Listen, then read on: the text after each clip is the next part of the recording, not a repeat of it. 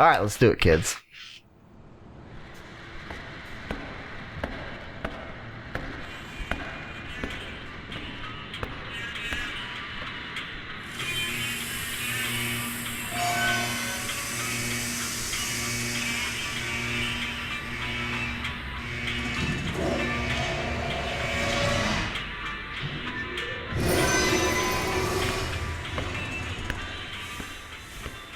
And hello, welcome back to Out of the Vault. It is episode 5.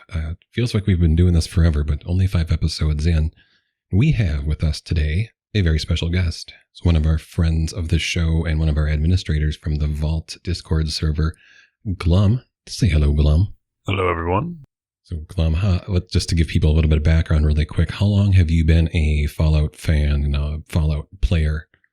Oh, probably since I was young. Even when I was a little kid, my dad was, really big into the series, and he was a big PC gamer. And then over time, I kind of adopted it on my own, and I got really into the series after 3 was released. And I've been a huge fan ever since. I love post-apocalyptic genre entirely. It's beautiful. Excellent. So yeah, Glum's going to be joining us from time to time now and then again here on this show, and then patch notes when we do patch notes.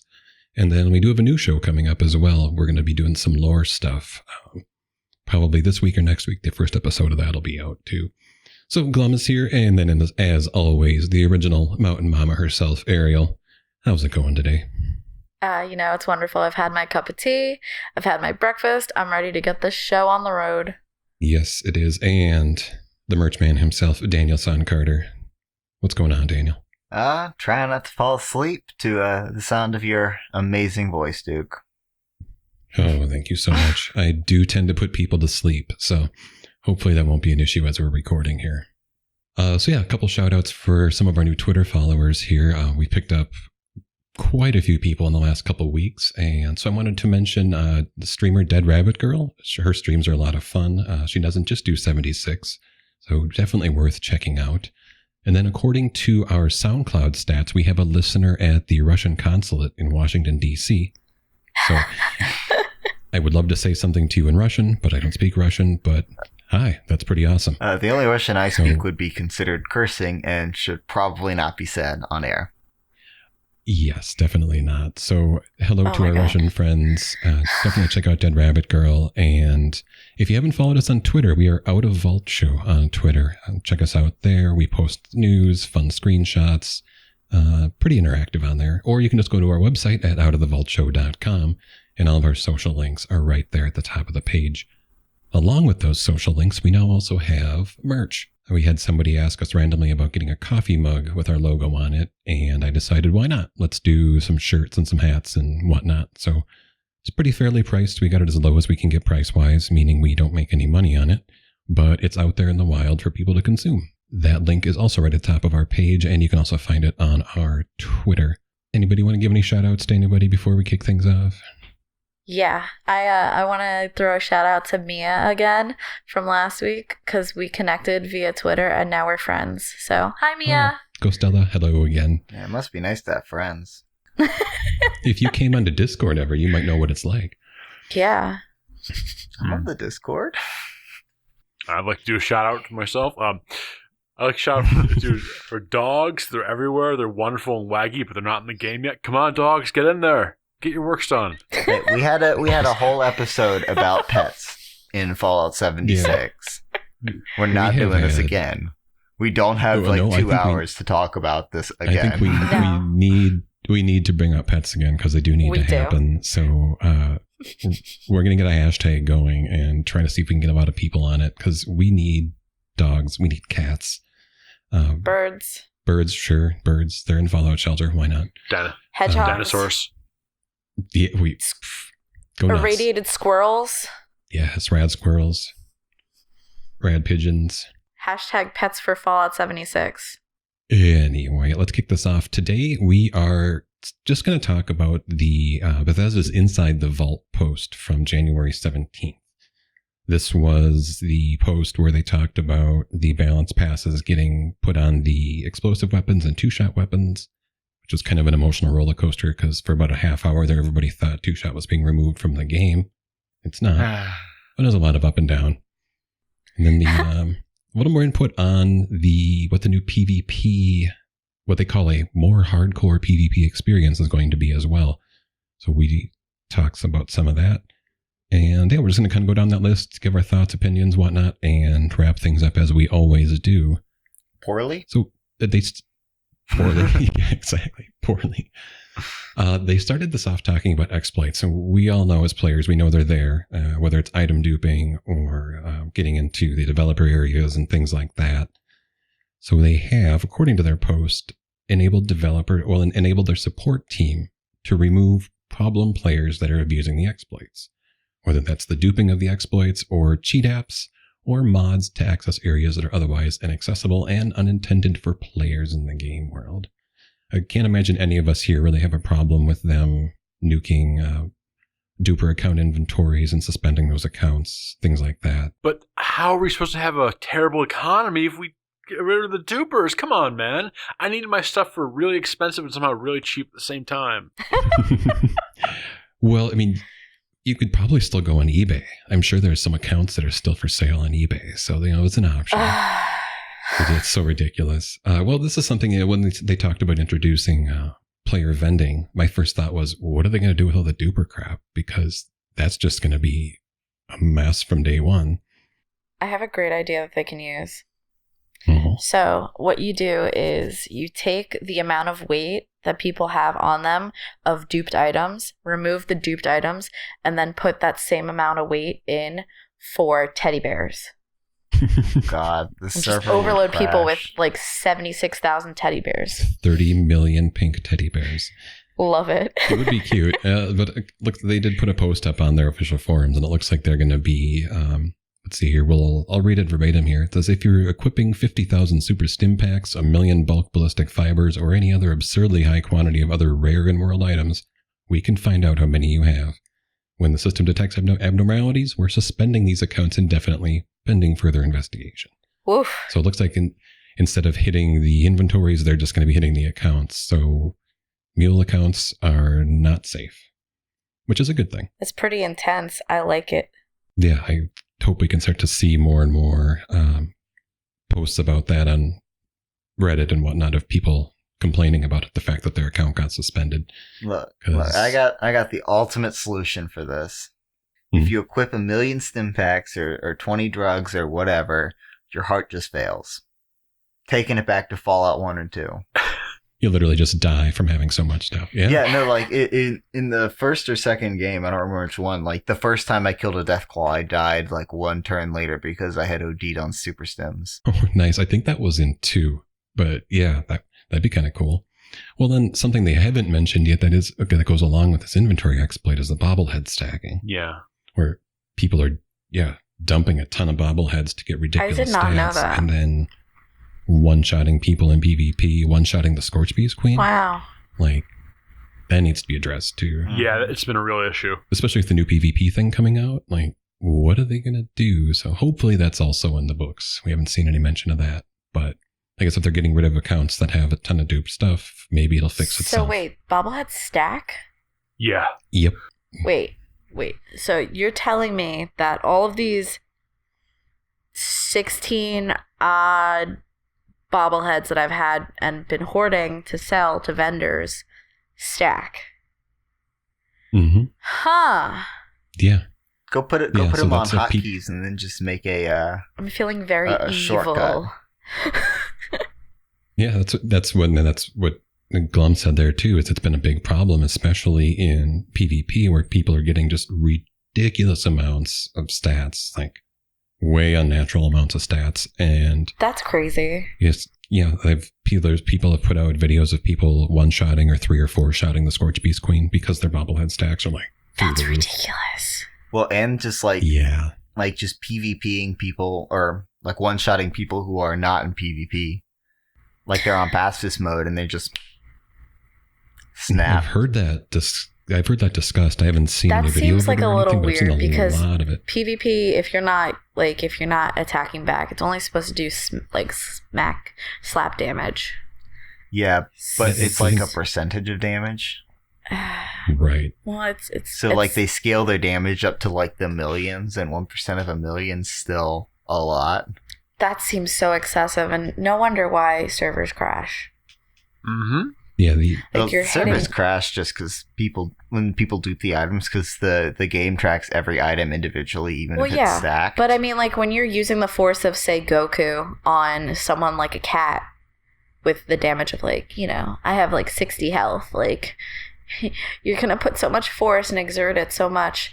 Anyway, that's ridiculous. Thank you for informing me. Yes, so you need to stack up those bobbleheads, the ones that you acquired legitimately. It works for now. Just look out for people that have extremely high bounties on them at a really high level, and nobody's killing them. It's probably bad. Well, usually those are people who have spotters, and then they take out other people. That's how they get super high bounties. And then they like have one of their friends kill them, and then they split the caps. Oh, yeah, there's that too. You still lose caps on that deal, though. Yeah, but I mean, it be what it be. The slap damage really should just be a flat number, like 5. It shouldn't be a percentage. That's true. Yeah. I want to say the reason they didn't do that, though, is because if you have someone who's just starting off, doesn't have much life, it means a lot more to get slap damage at 5 health than it does for like someone who's basically maxed out their endurance. So endurance is in this game, right? Mm. Yeah. Yeah, SPE. Yep, that's part of special. Where they have 500 health or whatever, it's like, and they're able to resist it for a lot longer. It makes a difference. Whereas percent, I don't know, it's a little bit better, but not great. I don't know. I mean, I kind of see what you're saying. You can do percent of health, and then you can also have really long tables. That's true. Like you could just, level 5 versus level whatever is this much damage. Level 5 versus this level is this much damage. I don't think the idea of I've got 3 of these strength bobbleheads. Stacking them, I don't have a problem with that inherently, but if somebody has 20,000 of that bobblehead, that's where the problem comes in. So, we'll see. I mean, I have a feeling they'll probably just make them non-stackable, just at least for a while, but we'll see what happens. I mean, you already can't use more than one chem at the same time, so... Yeah, right. So that's it makes sense if they do. It would fit with what's already existing in the game to do that for sure. Dupers, beware. Your mules are not safe. You got nerfed. Again.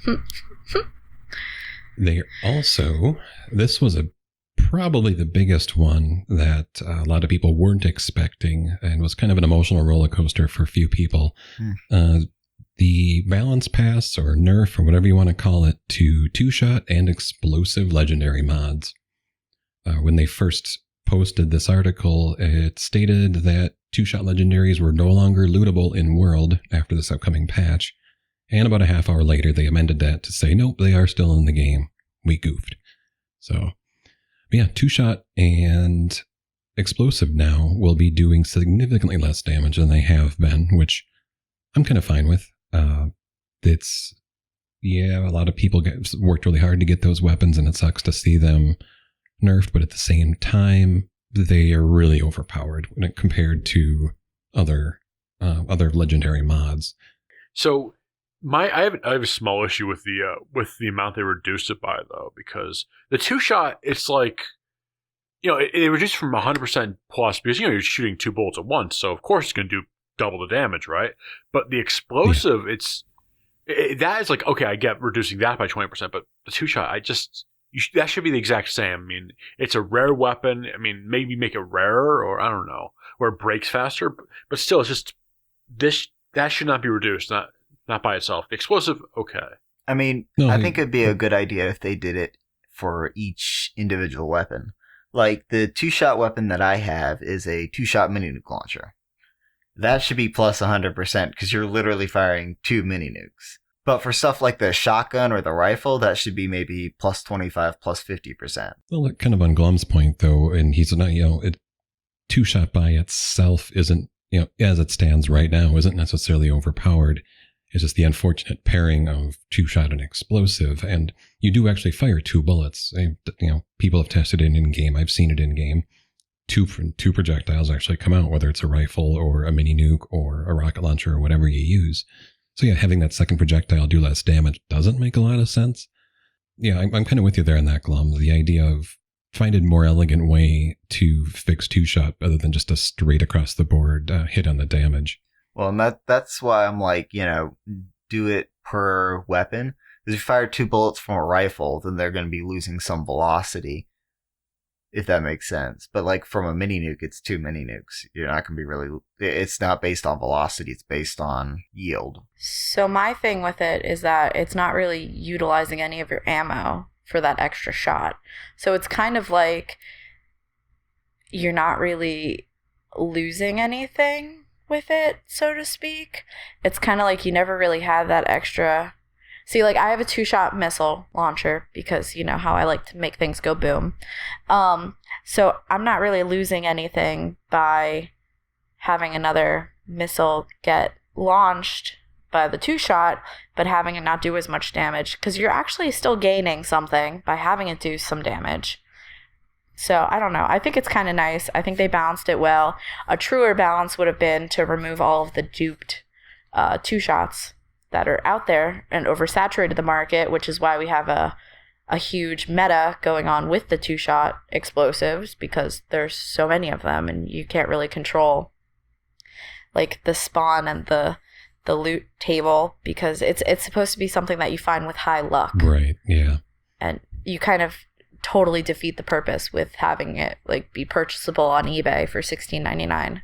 Well, part of what they mentioned too with in the same paragraph with where they bring up these changes, it's the frustration over how powerful these mods are, particularly when combined and used in player versus player combat, which, like you said, the meta has definitely become 1-shot with a 2-shot explosive, which I like your way of putting it too. Like it's still going to be a good legendary, even with reduced damage. 2-shot's still going to be good, and it's still arguably, I think, one of the best ones.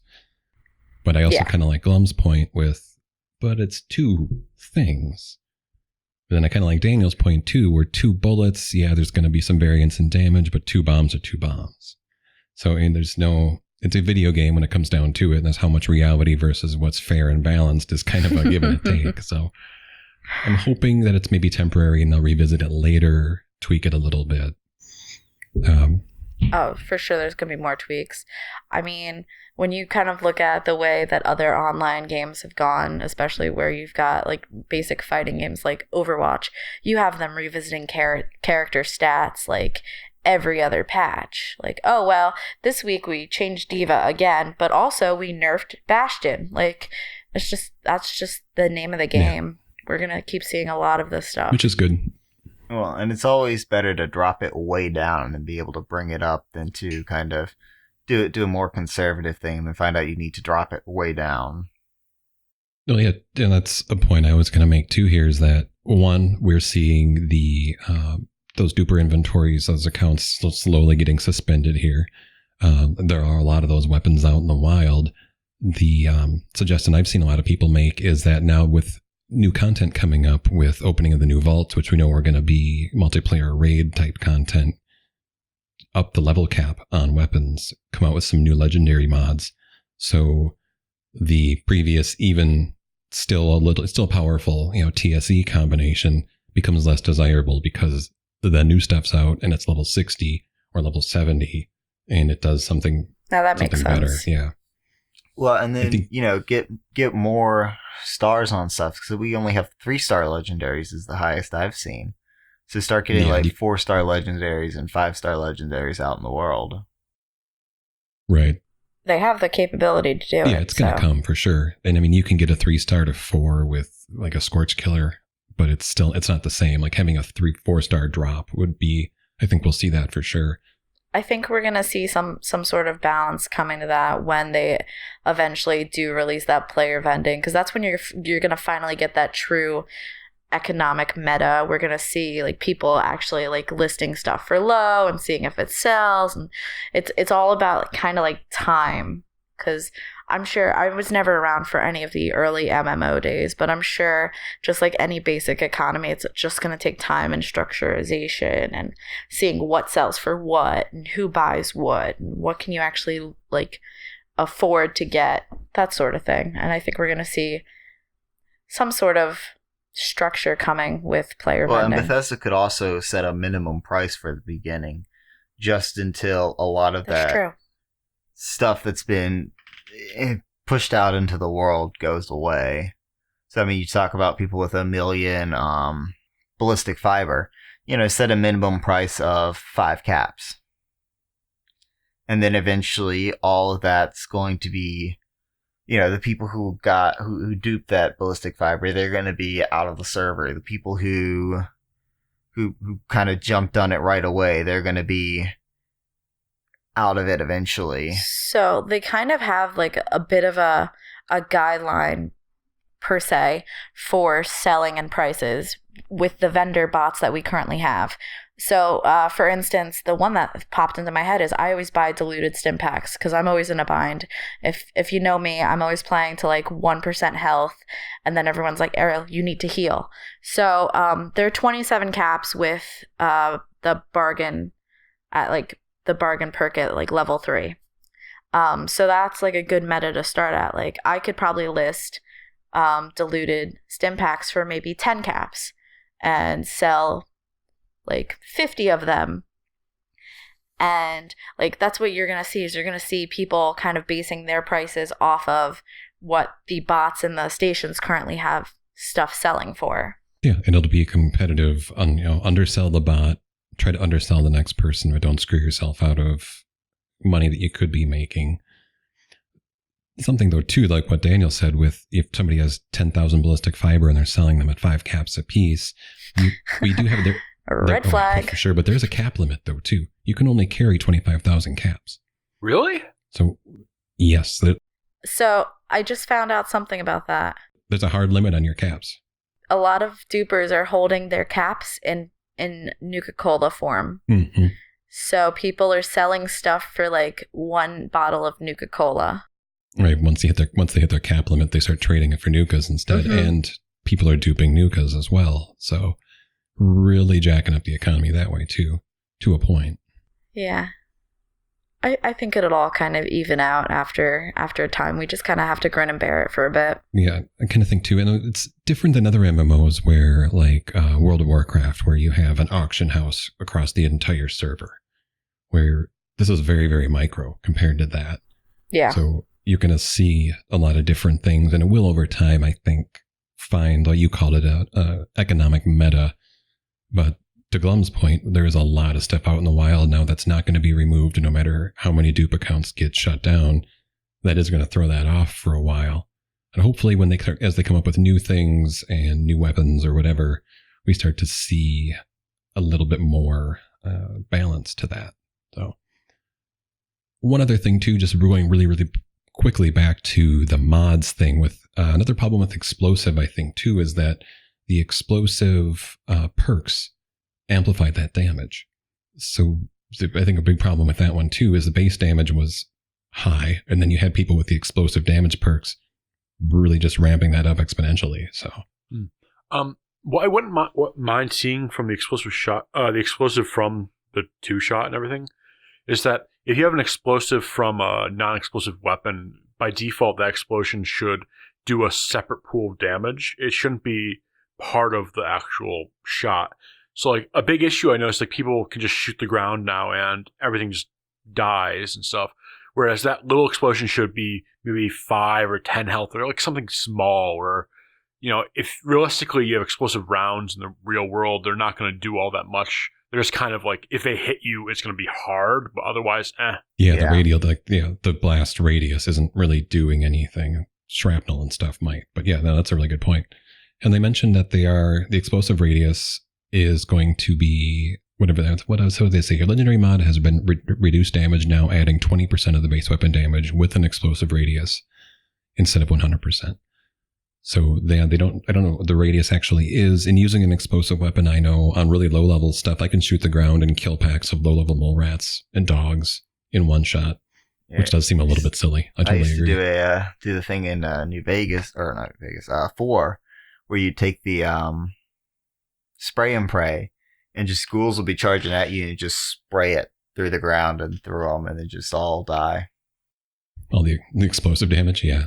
So that's a good thought, Glum, that tweaking the actual Well, they've tweaked the blast damage now, but actually like the radius itself is kind of part of a thing too. It shouldn't be as high. I agree. Something to look at. On the plus side, I do kind of see, like with this gone, maybe the meta will start switching more towards laser and plasma weapons, because plasmas by default should be the most powerful weapon pretty much, just because it's, it's slow moving, it's high damage, and in the Fallout universe, it's basically the highest tech thing they have, so it should be insanely powerful. Yeah, they didn't break so damn fast, yeah. I think anti-armor is going to see a big uptick in demand.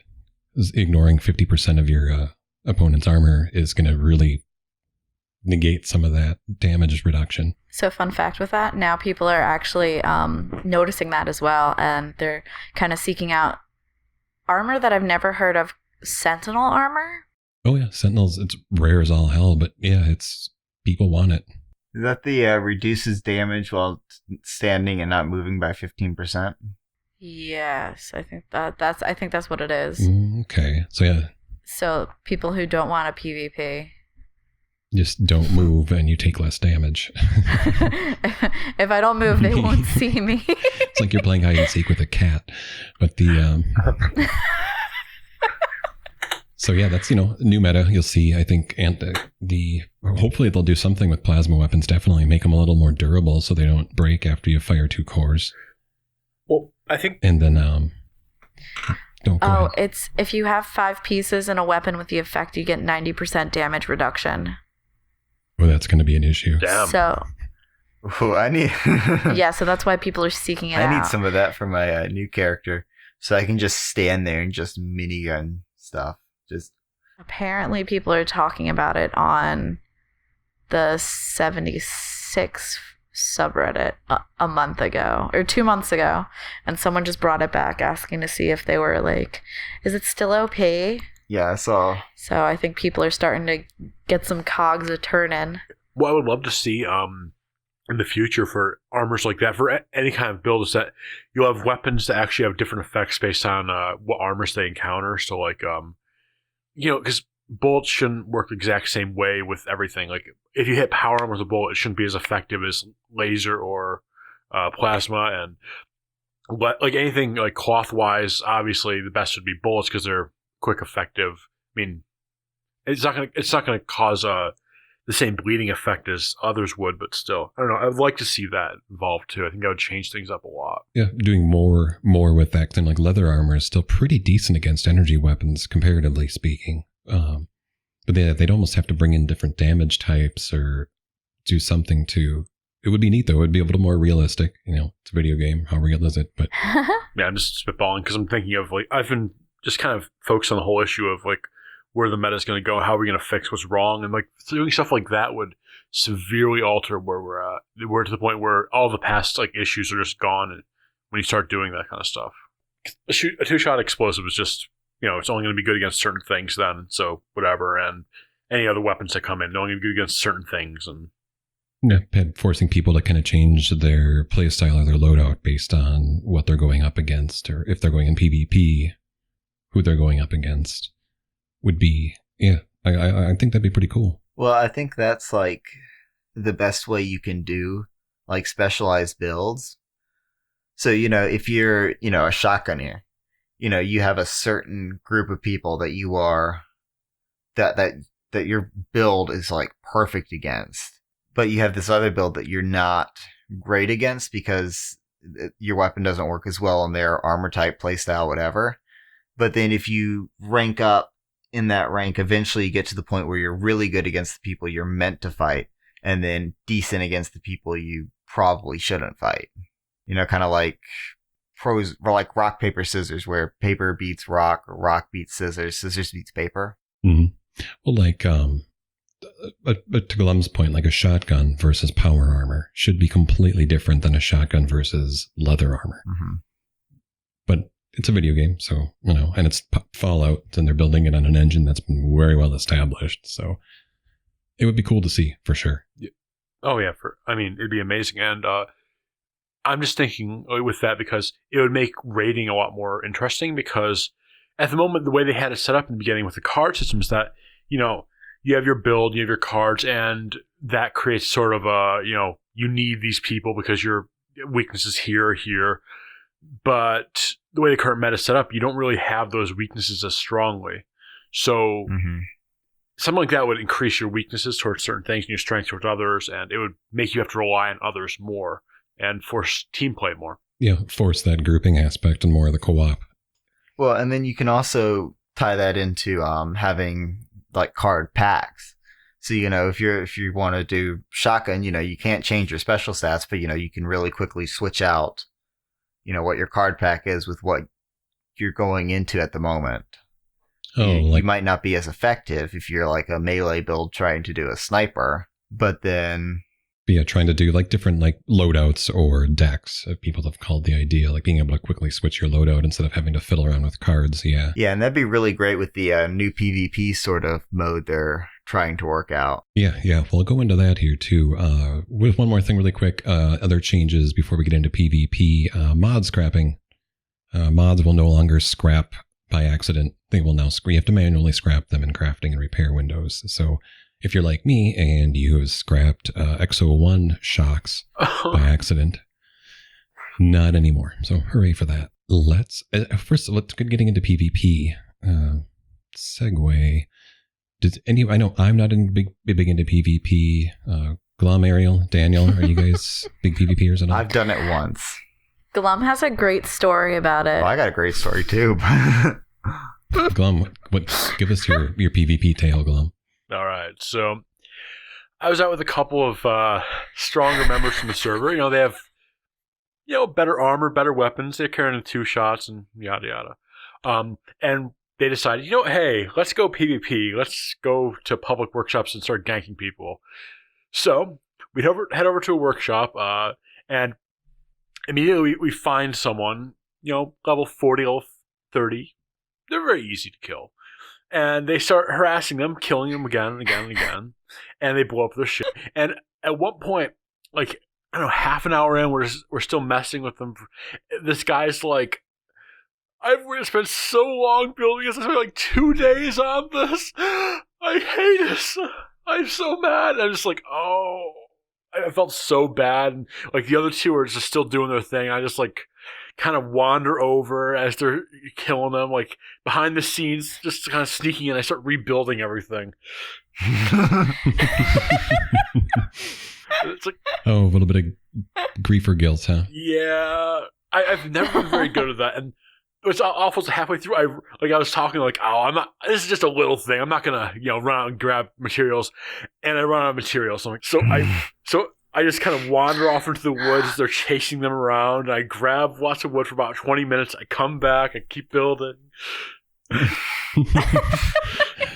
Oh, that's great. This is so wholesome. I love that wholesome story. Griefer. Yeah. His heart grew 3 sizes that day. So, Daniel, you said you've got a tale of daring do in PvP. Yeah. No, I was going up to take the excavator. And when I got up there, some guy literally took it like 1 second before I got up there. And so I was like, dang, I wanted that. And he's like, oh, we can team up. And then we teamed up and some of his friends came on. So we were kind of a big team. And then we were like, you know what? Let's do a raider thing. So we went and took a camp, got a bounty up, went back to the excavator. And then some guys came and they started bounty hunting us. So we got like wrecked by them. Oh God, 5 times? And then we turned around and teamed up with them to go help defend a couple different events. There were like 3 different teams at one point, and we're all just like, we had all killed each other previously or like fought, and then turned around and then helped each other. And then went and did like a random event. I love that. It was crazy. Just so many mini nukes and killing each other flying. It's like those moments in a movie when 2 people are fighting and they hit a stalemate and they kind of just like agree to disagree and then get along with themselves. Yeah, that's pretty. Enemy of my enemy is my friend. Yep, who is also now my friend's friend. That's pretty cool. The my thing with why I don't like getting into PvP is because if it starts getting drawn out, it just becomes a war of attrition. Like, who's got the most impacts, or who's got the jetpack and marsupial and jumping around and flying around. It's like there's no, like, you just keep slamming stimpaks and all day long. So it kind of feels, it doesn't feel as rewarding as it does in some other games. Personal opinion. That's true. Well, I'd like to see it kind of be like, like we said earlier, with more realism and people matching up against other people better, and different weapons doing different types of damage. To the point where, if you go into like this new open PvP sort of thing where there's no PvP rules, where if you kind of have a shotgun and you kill some, you just different weapons, and I don't know how to put that, but like, so it's less drawn out, more like if I have a rifle and I shoot you and you're just in leather armor, you're almost gonna die pretty much. Kind of more, like the rock, more paper, like scissors, like you said. More realistic, more kind of like if you're matched up against this type of player, you're going to do great. And if you're not, you can maybe do okay, but it's going to be a real tough fight. Yeah. Kind of glum. You got something there? Well, I think it would be cool, just for like a risk reward perspective. Is like when you are PvPing someone, if that person like, I don't know, if that person kills you, let's say 5 times. What happens is maybe like you get moved to a different server, like flat out, like the fight's over, you win, but that's it. That way, it doesn't encourage these long, drawn-out battles where people are just kind of killing and killing and killing for no reason. Well, and then you could have like a "do you want to take revenge" sort of thing, and if you say yes, then you're spawned in same server wherever you want to go. If you say no, then okay, we'll just shunt you off to another server. Yeah. Oh, that'd be kind of cool, because I know they have the revenge mechanic now, but it's weird. But if it was like, hey, do you want to respawn in the server, or do you just want to get away from this guy? And then it kicks you to another server, that'd be pretty cool. But as far as what we're talking about going forward with the PvP, they did mention a while back that they're working on a new PvP mode and didn't really go much more into it beyond that. We still don't know a whole lot, but we do know it's going to be a new mode that will be accessed from the main menu. So it sounds like different servers entirely. So it's not just going to be an in-game thing like the Hunter Hunted radio channel they have now. So people that don't want to PvP with the new rule set won't even have to worry about what's going on with it, because it'll be completely segregated from that. Beyond that, they still haven't told us anything. So it could be, I mean, God forbid that they do a battle royale mode. Maybe it. No. Ooh. That would actually be really interesting if you just spawned on different parts of the map. You couldn't see each other, and they'd have to like tweak it. But that sort of thing would be really cool. Like an almost in-game sort of quest line, where the whole world's kind of falling apart. You got to survive the environment and try and get to certain... Actually, a new PvP server that's a lot more hardcore would be nice. Well, that's what they're... Just kind of like, just really escalate the whole like survivalist sort of feel. In the statement that they released, they said they wanted to introduce significantly more tension, drama, and consequences with all of the human-to-human encounters in the game, which is cool. But then I also thought that we were supposed to be getting something like faction-based also. So like I'm super confused. I wonder if it's just going to be like clans or guilds or whatever you want to call it in other online games. Yeah. If you'll be able to... So from what I heard, they said something about, or somebody was hyping it up to me saying that it would be whatever faction you went with in game, and you would be doing, like, they were having like planning faction wars or something. I haven't seen anything I don't know. about that. That'd be weird too, because if you follow the... I'm going to have to do further research into that, because that's what a couple of people have told me about, and I was like, where are you getting your info? I think that's one of those things where people want it suggested somewhere, and then everybody else sees it, and then Bethesda mentions something like, we're considering doing this, and then everybody goes like, oh yeah, they're definitely doing a whole faction. You're going to have 300 people on a server, and they're all going to be fighting it out. Yeah, it's because XX Sephiroth XX said it on Reddit, therefore it's canon now or something like that. And it's so I'm not alone. Like, I'm definitely not alone. I just did like a quick search and someone said something about this is back in November. They released information saying new Fallout 76 faction PvP. So maybe they just like slipped that into one of the Inside the Vault statements a long time ago. I mean, obviously I have to further research, but like, I'm pretty sure they did have an Inside the Vault or something where they did mention sort of factions maybe in the future. But there was never like a whole, I'm not crazy. they never really went beyond sort of saying maybe we'll do it. Yeah, but they didn't follow up on it. But people, read that and they go like, oh yeah, this is going to be a thing. You got to start choosing your factions now. And then a lot of that's based on what a lot of us initially did when the game was first announced, where we thought there was going to be a big faction system.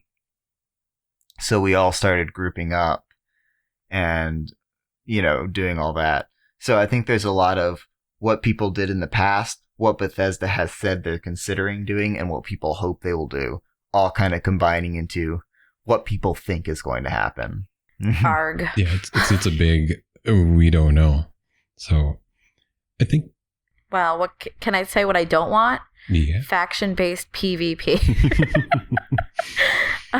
At least like as far as like Fallout 76 based factions, I definitely want some sort of like guild up, like the ability to do raid parties, kind of like how they kind of all group you into like a party when you're at the Scorch Beast Queen now.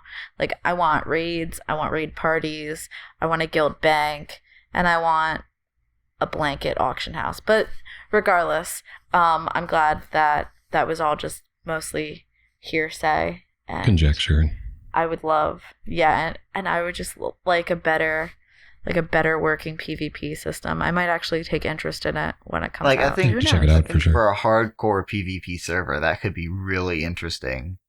Just kind of add some tension, add some personal sort of goals, all that sort of things where, you're with your faction and you're sort of like, yeah, we're kind of trying to control Appalachia and, we want this public workshop here. And, your faction can go and claim workshops and stuff like that, build, bigger camps, whatever. Just give a lot more reason to have PvP and a lot more lore-based reasons to have PvP. Yeah, lore-based reasons would be good. When Glum, go ahead. No, I was just laughing because it's lore-based reasons. At the moment, we're basically just... We hate everyone we live, just want them to die. That's all it is right now. I was stuck underground with you for 20 years. You always stole my Nuka-Colas. Now it's payback. Well, when they announce that it's going to be, access from the main menu, to me that sounds like, and they called it a different PvP mode. So to me that says either like some kind of a battle royale thing, which if they did it right would be kind of cool with the way the game is built, with collecting materials. And if you drop into the map with nothing but a vault suit, and then you really just have to make your way, that it'd be really long and drawn out, but that could be actually kind of cool. Just survive, kill other players when you see them, last man standing sort of thing would be really interesting, or a certain point that you have to get to and defend, something like that. That if they do it right, that could actually be really, really cool. Or my other thought was sort of a Battlefront style thing where it's drop in, drop out. It's X number of people per side, and when you join the server, you just get assigned to one side or the other, and then you're just fighting it out. Well, that's what I was thinking. Like, Bethesda just makes a couple big factions, But like control, like, based on like the 76 factions, or, players can submit factions that they want to see. And then you sort of, when you jump in, you kind of be like, okay, I want to be with the Enclave or something. Yeah, and do kind of like controlling points on the map. And you've got X number of players within the, so many people are within like the Free Peoples, so many people are in Enclave, so many people are in Brotherhood of Steel. And then it's kind of a push and pull with controlling resource points, sort of like how they do it in World of Warcraft and some of their PvP stuff. Could be really interesting instead of just an all-out, scrum of a battle. So I don't think the game, personally, I don't think the game really works that well if it's just going to be all out, nothing but combat back and forth. I don't think it feels right for that. Well, you're right, but I don't know, at the same time, it would be really interesting to see if we had like a faction-based system effectively where they had bigger, probably larger servers where you had maybe, let's say 50 people, just because I can't imagine going higher than that with the way things are. So yeah, you have these servers with 50 people, right? And you have 2 factions, and the various factions allow you to group up, you build your own base camps, you build effectively you fortify areas for yourself, and you try to survive, the onslaught, like make it tied. So like, I have no idea where I was going with this. Yeah, I would make for that mode, I would make the world deadlier. I would make resources scarcer, and I would make it a larger server. So, by removing a lot of the resources and things you can get, it would reduce the lag on the server, making it easier to fit more people in there. And with more people, and maybe define them to certain servers. So, if you're in this server, you're in this server.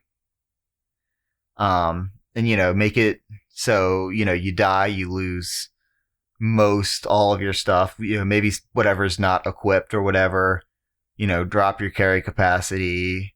Make it so it's like hardcore survival with factions and stuff like that.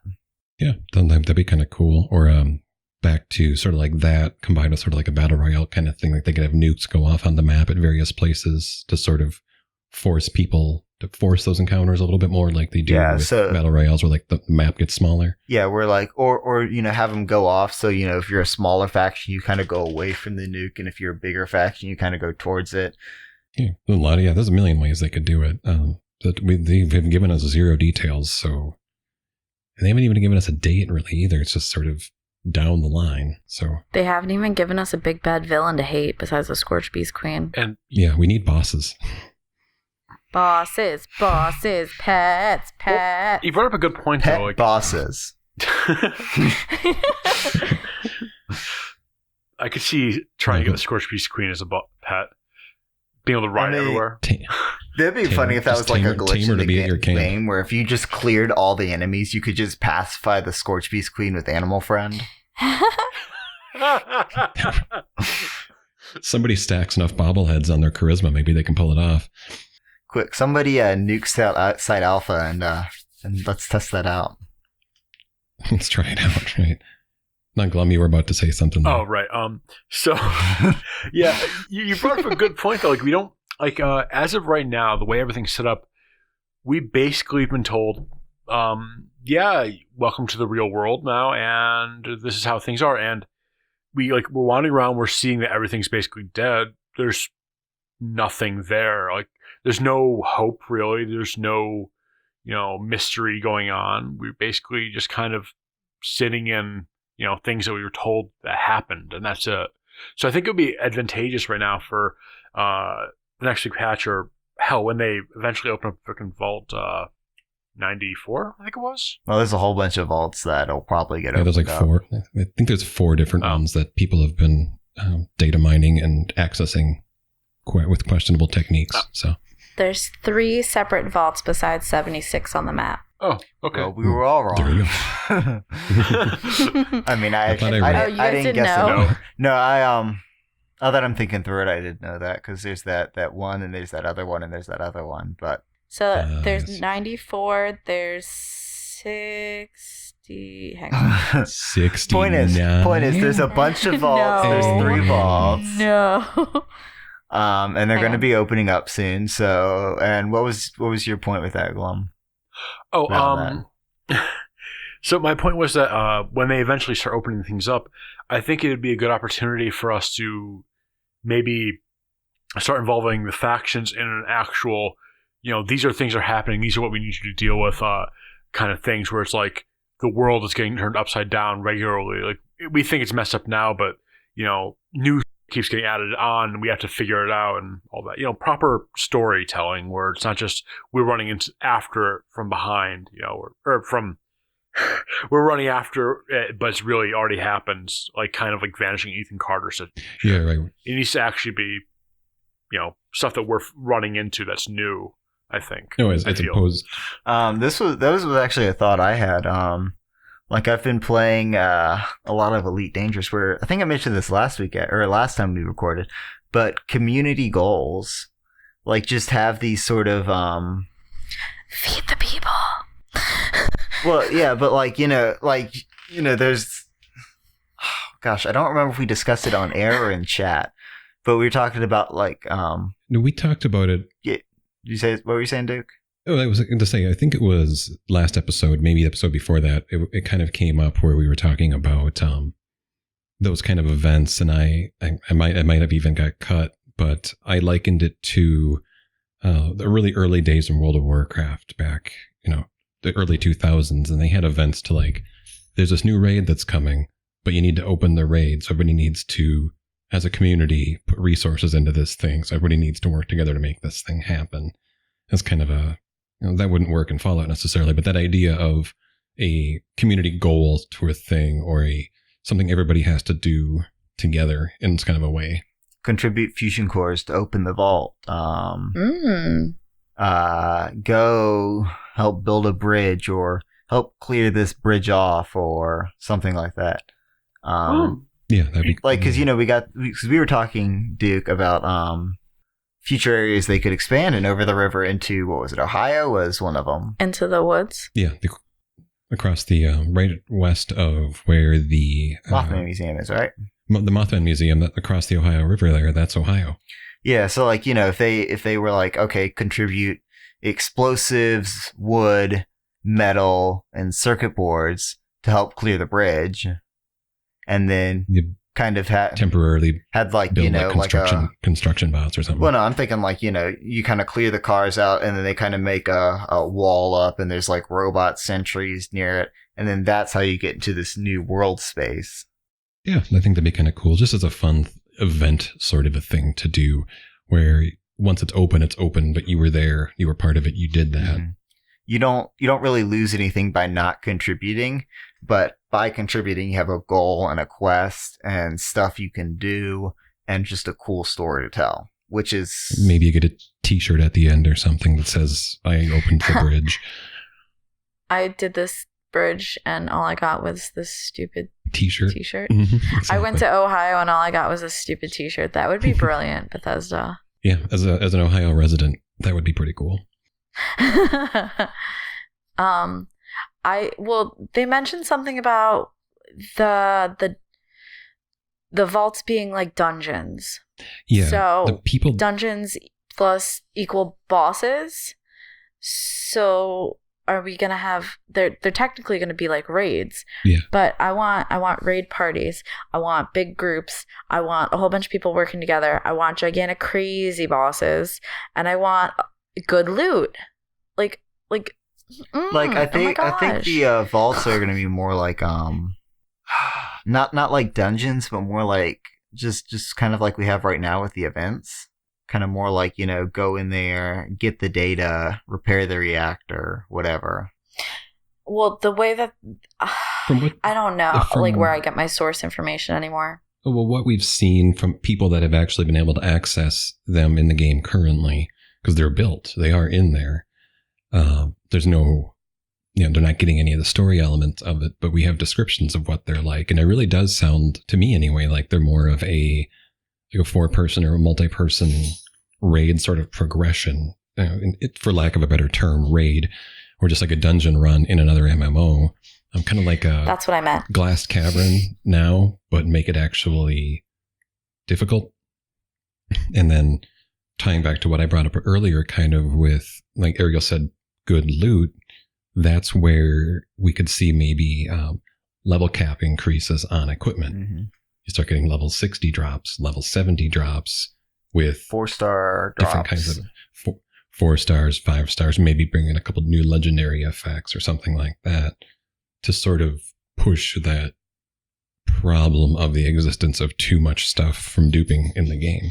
But anyway, PvP. Any final thoughts on PvP before we get into one quick last thing where they're asking about, they're looking for people's opinions on actual in-game events. So we'll jump into that. But final thoughts on the PvP situation?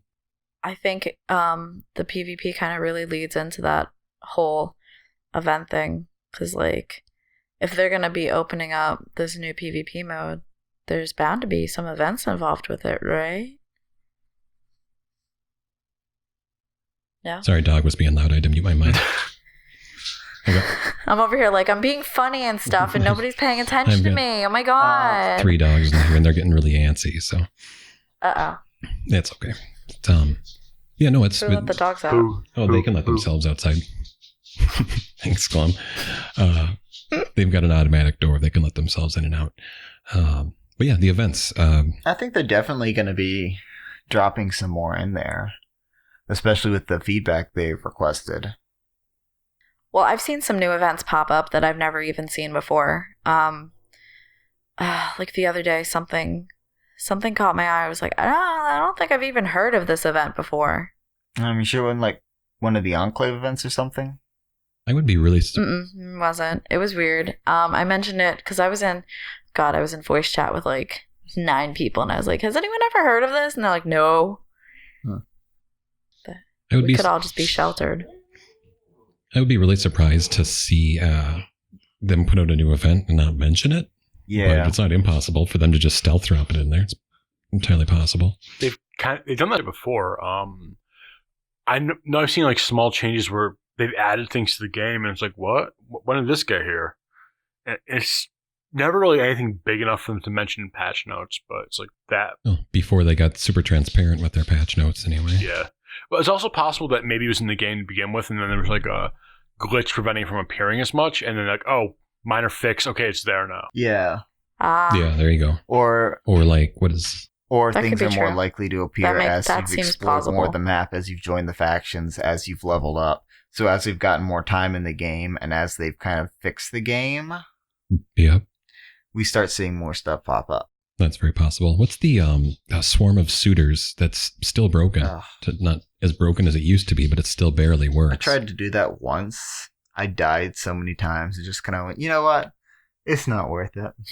To what we're talking about here is on the same post. If you haven't read it, they have a feedback form where they're asking people either on their forums or on Reddit to answer some questions about what they feel like events are in the game, which is which events do you feel are most rewarding to you?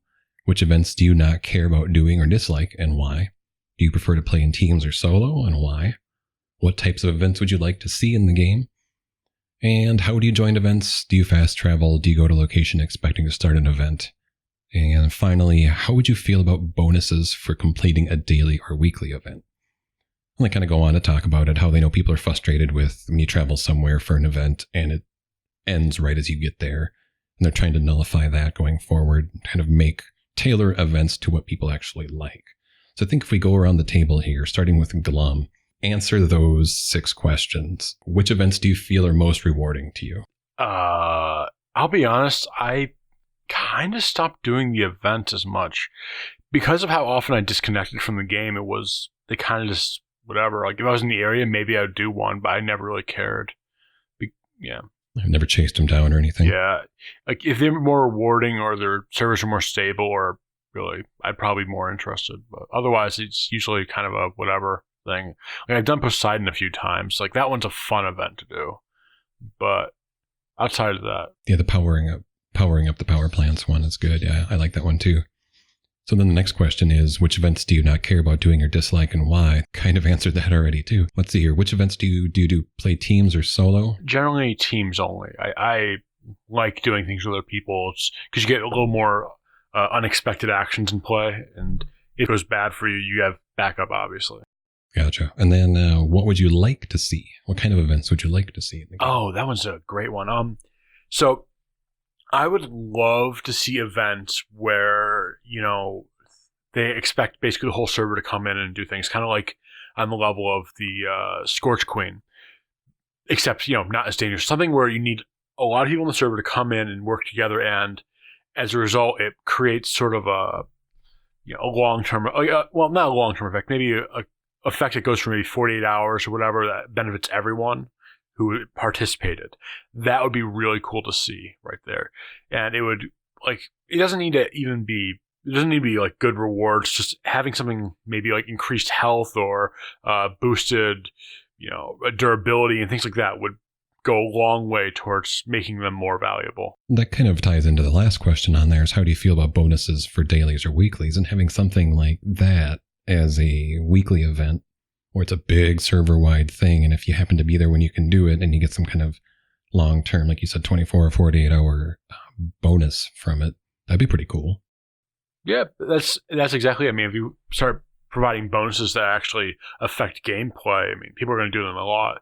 As it stands, getting some crappy items you can find anywhere, I mean, that's nice. Maybe some plans, okay, but after a certain point, you have basically all the plans you're going to get from those. They're not going to drop you something super rare. So yeah, some kind of a long-term, some kind of effect that lasts for a day or hours would be good. Yeah. Yeah, I agree. That sounds kind of good. Ariel, what about you? We're going to go down the list with you here too. Which events do you feel are most rewarding? So, my basis on rewarding is making me feel like I'm having fun versus the loot that I get out of it. Because at this point, I don't really care for the loot anymore. I love launching nukes. I get like, I don't know, it's really fun experience. I like the dungeon feel of the silo. I like how it's so much easier to do with a team versus just one other person and yourself.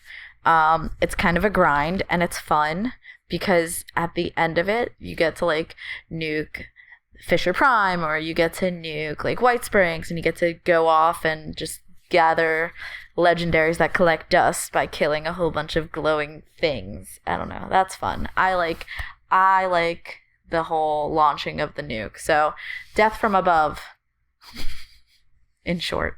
Sounds like, too, it's not specifically as an event sort of thing, but if the new vaults are, in fact, dungeon-esque kind of things, that could be tying to events like Scorched Earth would be kind of up your alley then. Yep, my jam, totally, with peanut butter.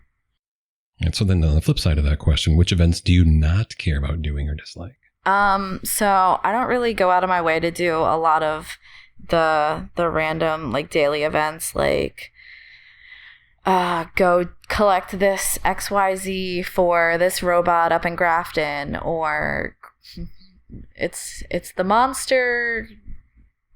What is it? The monsters on parade in Grafton. I don't care for those things. I do Grafton Day. Yeah, Grafton Day. Pass. I do have fun with like helping the cute little precious robots. So like those ones are still kind of decent. Like the Miss Nanny in, where is it? It's not Harper's Ferry. It's not Huntersville. Berkeley, I think. Berkeley Springs. Yeah. Maybe? Yeah. There's a cute little Miss Nanny that likes to talk to you on the daily basis. So like, I don't know. Oh, the one that's like the missing child. No, there's a. Well, yeah, there's another one. She's kind of like missing her ward, but. No, I mean, but it's like they're like a babysitter that or whatever. One. That's exactly the one. I don't know. I like if they're appealing to me, like if they're cute and if they seem a little fun for like 5 minutes, I'll do it. But if it's, I don't know. I guess it just has to appeal to me, really, on a personal level. It has nothing to do with whether I'll like grind for something or if I'll go do a seek and find quest. If it sounds cute enough, I'll do it. Gotcha. Make them cute. Also, pets. I don't even need to ask this next one. Play teams or solo? I know you're 100% about grouping and teaming. So. Yeah, but like the whole point of 76 is to be able to do it solo or with teams. So like I think that there should be a couple like that you can benefit from doing solo. I really feel like there should be some things where they kind of pressure you to do some stuff solo. I think that would really expand on the whole it's still a Fallout game sort of thing. And that would be an interesting twist, yeah. So what about, this is the big one, what types of events would you like to see? So I definitely want to see more dungeons, and I've beat this topic to the ground today, but like I want to be able to do like a big, huge raid with like 3 teams, 12 people going in and like just having a blast, and we're all on Prox chat and we're all just having a great time and just doing rewarding team building community building things, kind of like Glum said. I really liked his idea with the benefit like being that you get like XYZ power up for 48 hours or whatever if you completed the quest. But I think my reward would be I want like physical trophies that I could put on display in my camp. I mean, that's like we beat the Grafton, the hugest Grafton monster in the world or something. Like that's been demanded a lot by people on every Twitter, Discord, Reddit, everywhere. People want trophies for their camps. So I think that's hopefully something that they're seeing and leaning into doing. I mean, it kind of brings you to like that sense of pride and accomplishment. And also like, I want to be able to decorate more with like things that I've done in game. I think it would be cute. Totally. Yeah. So that ties into the last question. Then doing daily or weekly events, like you said, Glum's idea, you're on board with too then. Yeah, I mean, like as for right now, I really think that they need to expand the loot table for dailies and weeklies too. And then I think there needs to be a shift in the atoms you get for completing like the daily versus the weekly, because like I don't know, sometimes they feel like a grind, and no one's gonna want to do them if you have to grind through it. Maybe come up with some more creative story-based daily quests, like instead of picking flowers and then having the game tell you, oh, you didn't pick those flowers after all. Yeah, so like pick the flowers, but then have to brew a tea and then bring it to someone. Like you heard that this super mutant needs, I don't know. We need intelligent NPCs, please. Oh God, yeah, that's a big issue. I love Graham so much. I'm thinking like this is a good opportunity. Make super mutants and ghouls that are intelligent that you want to hang with. That would just like I don't need humans. I don't. I want to hear these sordid tales from these people. But I'm getting off topic. I want to make a super mutant a cup of tea. I give it to him made of dandelion flowers. That's it. Okay, super mutants that want tea. Hear that, Bethesda? We need pets, and we need super mutants that drink tea. Those are our demands. Well, really quick though, talking about groups of intelligent scorched and stuff, which is totally Fallout. Daniel and I were talking about it before the show last week, and that part of Ohio right there. It seems like it's far enough away, and there's enough of a natural barrier where maybe the scorched didn't really get over there. So if they open that up and we could have like a small sort of city of ghouls, that'd be a perfect place to do it. And it'd be a great way to get us those intelligent NPCs. I've like when I was working with Blue Ridge originally, I'm not sure anyone here has talked about that, but let's just say it's a faction server. I'm not going to go into it. It was a mess. No. I was working with on a story for them effectively, and we were writing up our everything that was going to take into place to try and incorporate Brotherhood into this game. And because at the time we had no idea that there was going to be a Brotherhood, we were just kind of like hoping. And I was like, okay, well, if this happens, this is how it would go. And I had this long thing written up. And at one point, I was trying to figure out a way to, what would happen. I was like, how the Brotherhood would actually end up in West Virginia. And I was making use of an idea of effectively a city of ghouls would be the most logical way, because, I mean, after the apocalypse, effectively, the people who are going to be on top are the people who resist the radiation, and that's the ghouls. So they, of course, would end up forming a mini civilization, at least in the short term, until they start going feral. So, yeah, I don't know. I think it'd be really, really cool to see. Yeah, I would be surprised if we don't see, because it's such a Fallout thing of the intelligent ghouls having their own cities and their own camps and their own sort of society that eventually we'll get it. So we're getting way off track here, though. And I know Daniel's got to leave here pretty soon. So we're going to hop over to Daniel with the 6 questions from their events questionnaire. So we'll do the same thing I've done with everybody else here. Which events do you feel are the most rewarding, Daniel? I like doing the, passing the buck event with the toxic barrels near the Grafton steel mill. Oh, the ones in the lake? Mm-hmm. Let's see. So I like doing that one's pretty fun. That one's pretty easy to do. You get decent rewards. I like the Enclave ones. There's one other I had in my head that I can't remember. But, basically Basically those. They're pretty fun, fairly easy, and get decent rewards, and have a nice reason to do them. Kind of get them done and move on with the rest of your day. I gotcha. So which ones don't you care about doing or don't like?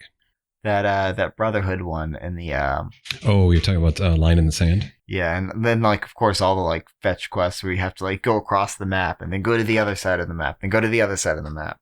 Yes, I did one yesterday. It was the natural balance, I think it's called, or ecological balance, where you have to like go get the different holotapes from the different the air sampler and the soil sampler and the water sampler, and then run them back. And yeah, the fetch quests are, which that would have been so much better as a quest, to be honest, instead of a daily. Exactly. If you can't fast travel, that takes a long time to do. So totally. And then next one being team or solo. I know you're pretty much a solo guy, right? Yep, I don't have any friends. Oh, just like me. All right. And then what would you like to see in the game? Of course, this goes back to the same thing I've been saying over and over and over and over and over again. More group events, kind of the everybody does it, the whole server kind of community goals, where everybody kind of has the one goal, and there's a big, not like a massive change, but something changed in the world, something that has a real lasting effect that you can all do and contribute to. Yeah, absolutely. I think it would have to be like a global thing too, where no matter which server you're logged into, all platforms universally, it's having an effect on whatever the end thing is going to be. If it's going to be something really, really big. Yeah. Because the way servers going to work in the game, it's tough to, it's not like they don't have a server list, and they said they never will. So it's hard to do that, but having it be very global like that definitely would be really, really cool. Exactly. Dailies and weeklies. It says bonuses for dailies and weeklies. I think we've all kind of agreed that, like you said, doing a big one where there's something that affects everybody and everything. It'd be nice to see something tangible in the world, especially given the theme of rebuilding.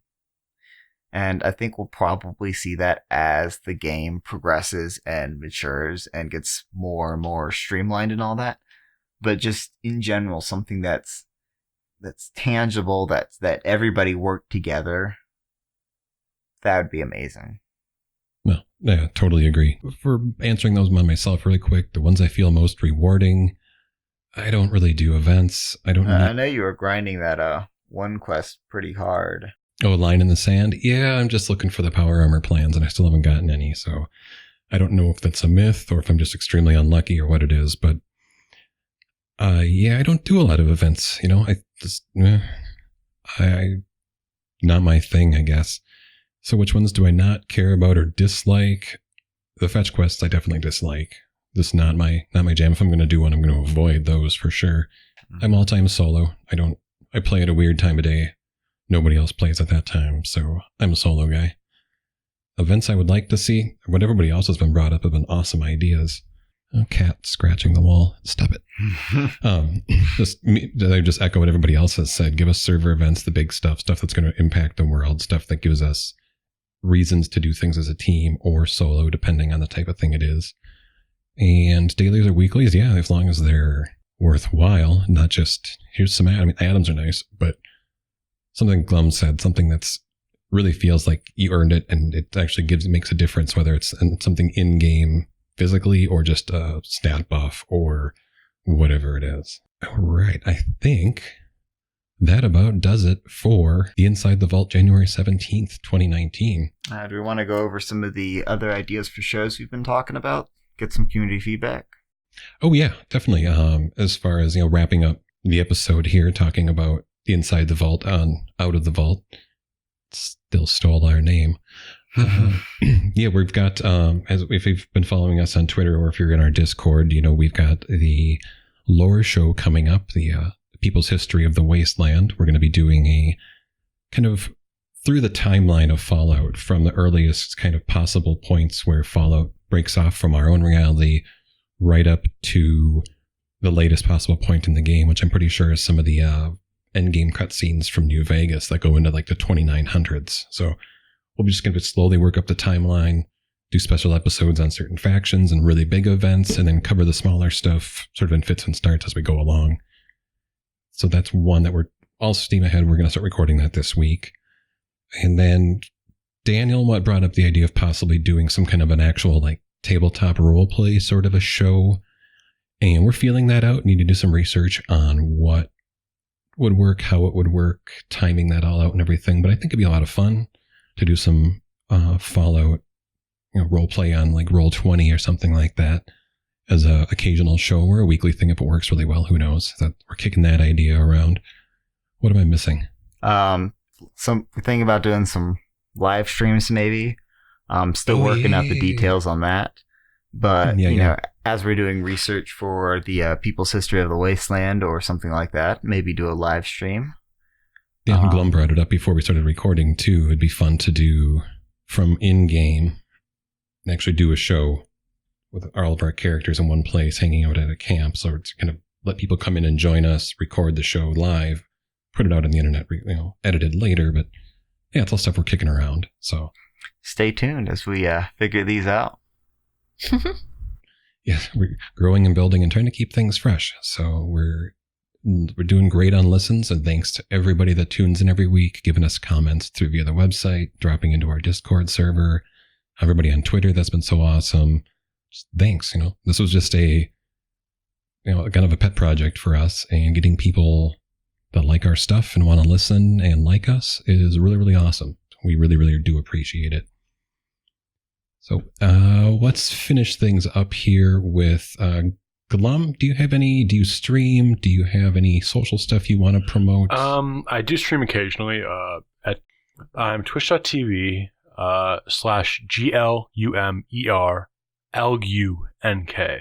So that's Glum, GLUMERLUNK on Twitch. And if you join us on the Vault on Discord, you will see him there regularly. And Ariel, why don't you promote yourself? Hi, yes, this is Ariel. You can find me everywhere at Ariel Has Fins. I've been streaming a slight bit at Ariel Has Fins, and be on the lookout for a website soon with a lot of art. Yeah, you've been posting a lot to Discord, and it's been pretty good stuff. So thank you. I'm trying to get back into it and hone my skills, because one day I'm gonna be an awesome graphic designer. It's never too late to start, guys. Never too late. Exactly. So Ariel Has Fins on all the things, Twitch and Twitter and Discord. Daniel, what about yourself? Daniel Son Carter on everything. If I ever get better internet, you might see me streaming. As for now, you just follow me on Twitter to hear me yell about how much coding sucks, but I love it anyway. Yeah, there's been a fair bit of that. And then again, we're all hanging out on our Discord at the Vault. You can find a link to that either on our Twitter page or at outofthevaultshow.com, where we have all of our social links, a link to our No Middle merch shop, and so much more stuff there. I don't do the social thing. If you follow us on Twitter or email at outofthevaultshow@gmail.com, that's the best way to communicate with me. And we also have a little contact form on the website. So if you don't want to send an email, you can use the contact form and we will see it. So thank you again for tuning in. This kind of wraps up episode 5. We will be back in 2 weeks as scheduled with the next episode. And we are expecting to have a patch notes next week as well, because I kind of think this patch is going to drop in between shows. So the patch notes will be back next week, more than likely, along with our lore show, People's History of the Wasteland. We will see you in the wasteland. Stay safe, stay tuned, and most importantly, stay sexy. Say bye, everybody. Toodaloo. Bye, everybody. Adios.